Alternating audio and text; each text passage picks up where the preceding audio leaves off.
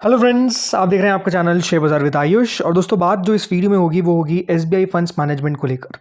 देखिए, SBI funds management ने जिस प्रकार का देखिए मूव दिखाया है इस पूरे हफ्ते के अंदर लिस्टिंग के बाद से, आप कह सकते हैं कि नो डाउट एक डिसअपॉइंटमेंट जो है वो बेसिकली आपको दोस्तों हाथ लगती हुई देखने को मिली है।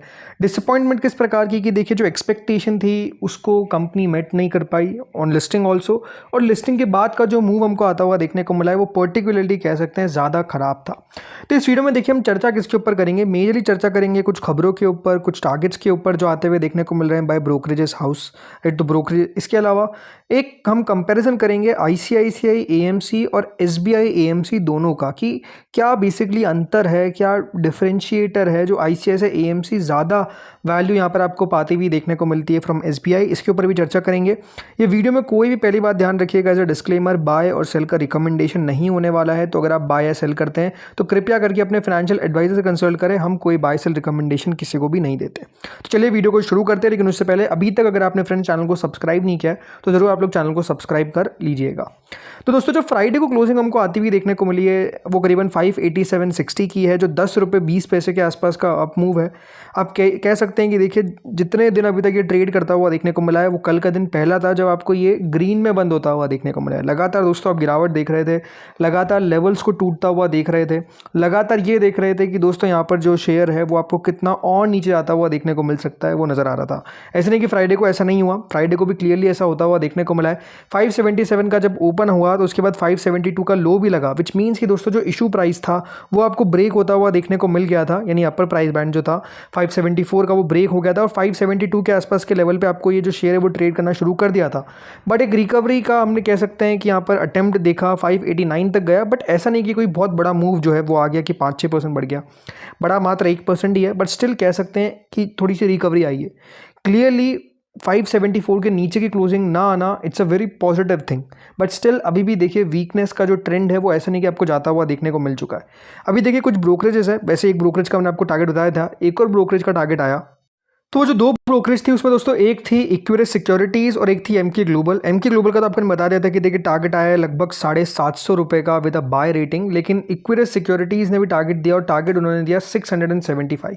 तो एक ब्रोकरेज दोस्तों आपको टारगेट दे रही है 750 रुपये का, एक ब्रोकरेज दे रही है 675 रुपये का। बट जो बात है वो क्या है कि अभी भी अगर आप देखेंगे तो वो जो टारगेट्स है, राइट, उनसे आपको नीचे ही शेयर ट्रेड करता हुआ देखने को मिलता है। ना 675 का लेवल अभी तक छू पाया है और 750 का तो लेवल अपने आप में बेहद दूर है ही। सो बात क्लियर है कि देखिए ब्रोकरेज को लगता है कि थोड़ा सा यहाँ पर आपको अपमूव आता हुआ देखने को मिल सकता है। इक्विरिस क्या कहती है? इक्विरिस ये कहती है कि जो एसबीआई फंड मैनेजमेंट है वो पहली बात तो one of the strongest franchises है in India's asset management industry, जिसका जो स्केल है और एसबीआई का जो डिस्ट्रीब्यूशन नेटवर्क है और जो स्टिकी एसआईपी फ्लोज है, स्ट्रॉन्ग प्रॉफिटेबिलिटी है, ये सब कंपनी के लिए एक तरीके से कह सकते हैं पॉजिटिव आपको कारोबार करता हुआ नजर आता है। ये एक बड़ा पॉजिटिव है इस पूरी कंपनी के लिए। और ये बेसिकली आपको मेजरली एमके ग्लोबल की तरफ से भी यही कहा गया था कि कंपनी सबसे बड़ी है। एसबीआई का जो बेसिकली डिस्ट्रीब्यूशन है ये कंपनी के लिए आप कह सकते हैं सबसे बड़ा एडिशन है। सबसे बड़ा जो एडिशन है वो एसबीआई का डिस्ट्रीब्यूशन मॉडल है और वो एक सबसे बड़ा कह सकते हैं यहाँ पर एसबीआई फंड्स को फायदा करता हुआ दिखता है, राइट। अब जैसे मैंने कहा कि अगर हम एक कंपैरिजन करते हैं, कंपैरिजन किसका, बेसिकली एसबीआई एएमसी और आईसीआईसीआई एएमसी। अब आप सोचेंगे कि मैंने आईसीआईसीआई को क्यों लिया, बिकॉज एक बात ध्यान रखिए, ICICI AMC second largest AMC है by overall the AUM, but number 1 है बाय मार्केट कैप। सो यहाँ पर डिफरेंशिएटर्स क्या है, राइट। तो जैसे मैंने कहा जो इंडस्ट्री की रैंक और स्केल है तो एसबीआई नंबर 1 है और नंबर 2 है आईसीआईसीआई प्रूडेंशियल। म्यूचुअल फंड का जो एसेट अंडर मैनेजमेंट है वो है 12.94 लाख करोड़ और इसका है 11.77 लाख करोड़। ये आप समझ सकते हैं कि देखिए कोई बहुत बड़ा डिफरेंस नहीं है, एक का अगर 12.94 है और एक का 11.77 है, तो ऐसा नहीं कि देखिए बहुत दूर है। ये कि अगर कंपनी देखिए 2-3 साल बढ़िया काम करती है आईसीआईसीआई एएमसी तो बहुत पॉसिबिलिटी कि इसको आगे निकल जाएगी। बट ये कि अगर एसबीआई बढ़िया करेगी तो नो डाउट आपको एक फिर से डिफरेंस जो है वो बनता हुआ नजर आएगा। स्ट्रेंथ क्या है दोनों कंपनीज की? इसका दोस्तों बड़ा स्ट्रेंथ है कि इनका massive pan India banking network है और रिटेल रीच है, जो कह सकते हैं सबसे बड़ा फ़ायदे वाली बात दिखाती है। बट यहाँ पर क्या है कि जो डिजिटल डिस्ट्रीब्यूशन है और जो innovative active equity franchise network है, ये दोस्तों एक बड़ा कह सकते हैं पॉजिटिव है फॉर आईसीआईसीआई प्रूडेंशियल। अगर मैं एसेट कंपोजिशन की बात करता हूँ तो जो सबसे बड़ा डिफरेंशिएटर मैं कह सकता हूँ जिसमें आप कह सकते हैं कि मार्जिन आईसीआईसीआई एएमसी के ज़्यादा क्यों होते हैं, तो इनका जो टिल्ट है, मतलब जो इनका फोकस है वो किस पर है, पैसिव फंड्स पे। एक बात आप हमेशा समझिए कि पैसिव फंड्स पे आपको उतना बड़ा मार्जिन नहीं बनता है। और जो इनका 1/3 ऑफ द AUM है, मतलब जो लगभग 13 लाख करोड़ का 1/3 AUM आता हुआ नजर आता है, वो कहाँ से आता है आपको, EPFO के मैंडेट से, राइट। तो एक बात ध्यान रखिए, सरकार की तरफ से जो EPFO दे रखा है उसका जो पैसा है वो बेसिकली SBI के पास जा रहा है। इसीलिए कंपनी ज़्यादा रिस्क नहीं उठा पाती है, बिकॉज वो गवर्नमेंट का पैसा है, राइट। लेकिन यहाँ पर अगर आप देखेंगे तो अच्छी बात क्या है ICICI AMC में, कि इनका कंसंट्रेशन बेसिकली एक्टिव इक्विटी और एसेट एलोकेशन और हाइब्रिड फंड्स इन सब में है, जहां पर कंपनी जो है वो हाई मार्जिन भी रख सकती है, थोड़ा सा रिस्की बेट भी उठा सकती है। वो एक कह सकते हैं हेडरूम है ICICI AMC के पास, इनके पास उतना नहीं है। हाँ, ये है कि कंपनी ये धीरे धीरे करके पैसिव फंड्स से थोड़ा सा आपको अपना जो प्रपोर्शन है वो कम करने की कोशिश कर रही है, बट कितना कर पाएगी वो देखने वाली बात है। इन्वेस्टमेंट स्टाइल क्या है, जैसे मैंने कहा वैल्यू, कॉन्ट्रेरियन और कंजर्वेटिव। मतलब कंपनी जो है वो ऐसा नहीं है, जैसे मैंने कहा कि देखिए आपको out of the box thinking जैसे काम करती हुई नजर आती है। लेकिन ICICI के अंदर पॉजिटिव बात क्या है कि देखिए जो डायनामिक एसेट एलोकेशन है, थीमेटिक और टैक्टिकल स्ट्रेटजीज है, ये सब कंपनी कर सकती है। इसीलिए दोस्तों जो प्रीमियम मल्टीपल है वो किसको मिलता है, वो बेसिकली मिलता है ICICI AMC को। और लोअर PE मल्टीपल किसको मिलता है, 38 टाइम्स का किसको मिल रहा है, SBI को। रीज़न सिंपल है, जैसे मैंने बताया कि जो दोस्तों जितना ज़्यादा रिस्क ले पाएगा, जितना ज़्यादा आपको इन्वेस्टर्स को पैसा बना पाएगा, सिंपल सी बात है, उसको ज़्यादा बाजार वैल्यू करेगा। इसलिए एक बार आप देखिए यहाँ पर कि ICICI AMC का जो रिटर्न ऑन कैपिटल एम्प्लॉयड है वो आपको इंडस्ट्री के अंदर सबसे हाईएस्ट देखने को मिलता है, वो है 115.10% का।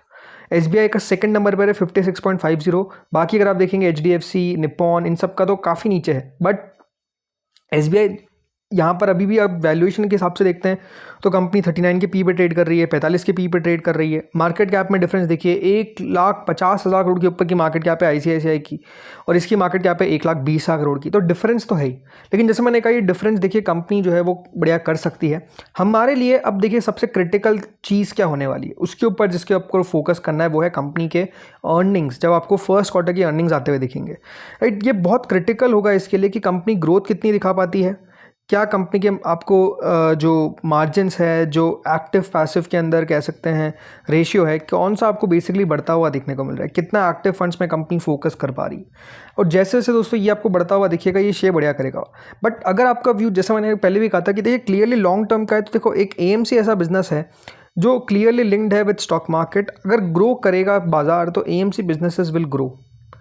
बाजार ही अगर दोस्तों आपको स्टैग्नेंट देखने को मिल जाएगा, ग्रोथ नहीं आ रही है, तो AMC बिजनेसेस भी आपको नीचे आते हुए देखने को मिलेंगे, बिकॉज वो SIPs कम होगी।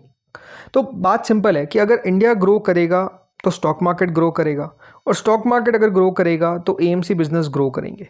सवाल आपका ये हो सकता है कि कौन सी बिजनेस, मतलब कौन सी कंपनी है जो ज़्यादा ग्रो कर पाएगी। अभी तो दोस्तों कह सकते हैं लीड ICICI AMC ने ले रखी है, क्या SBI उसको क्रॉस कर पाएगा, ये हमारे लिए एक इंपॉर्टेंट चीज़ होगी देखने वाली, जो फोकस करने वाली रहेगी। सो लेट्स सी आगे होता क्या है। बाकी जैसे मैंने कहा, देखिए सिंपल सी बात है, लॉन्ग टर्म का व्यू अगर है तो मुझे तो कंपनी ऑनेस्टली ख़राब नहीं लगती है। मुझे लगता है कि एक पोर्टफोलियो वाली कंपनी है जिसको आप पोर्टफोलियो में रख सकते हैं। आप ये सोचिए, अगर आप एक डेवलप्ड कंट्री और जो डेवलप्ड मार्केट है लाइक US, उसके हिसाब से देखेंगे तो हमारे यहाँ पे तो बहुत छोटी छोटी कंपनीज है अभी AMC के अंदर। बहुत ग्रोथ का स्पेस है। ये है कि हाँ, ग्रो हमारा मार्केट भी करना चाहिए, हमारा देश भी करना चाहिए, राइट। पिछले 1-2 सालों में जिस तरीके से स्टॉक मार्केट रहा है, बुरा हालत है। मैं ये नहीं कहता कि देखिए यहाँ पर अच्छी हालत आपको देखने को मिल रही है, मार्केट के अंदर ग्रोथ नहीं आ पा रही है, वो एक सबसे बड़ा आई थिंक प्रॉब्लम बन चुका है। एंड जिस तरीके से अभी भी आपको FI का जो पैसा निकलता हुआ देखने को मिल रहा है मार्केट्स के अंदर, नहीं आ पा रहा है। भले आप युद्ध एक कारण कह सकते हैं, बट कुछ पॉलिसीज़ भी ऐसी रही है जो नो डाउट मार्केट को हार्म किया है।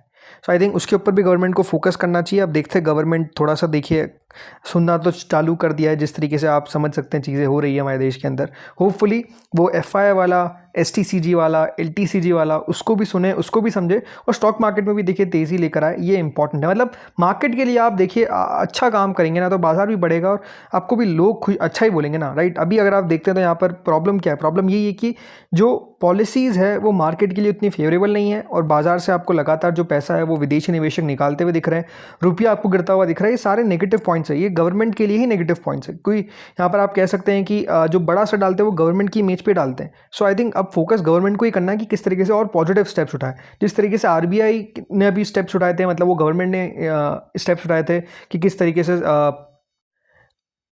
फॉरेनर्स के लिए बॉन्ड्स लेकर आने, जिससे फ़ायदा भी हुआ, राइट। तो ऐसे ही इक्विटी मार्केट्स के लिए भी करिए। इक्विटी मार्केट्स भी अगर बढ़िया करता हुआ दिखेगा तो आप ही के टैक्स में, आपके ही खजाने में आप कह सकते हैं पैसा आता हुआ दिखेगा।